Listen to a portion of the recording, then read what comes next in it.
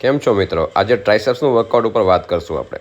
સૌથી પહેલાં બાર્બેલ એક્સટેન્શન, જેમાં એમટી બાર્બેલ લઈ તમે પરફોર્મ સ્ટાર્ટ કરી શકો છો અને જરૂરિયાત મુજબનું વજન એડ કરી શકો છો. ત્યાર પછી ડમ્બલ એક્સટેન્શન.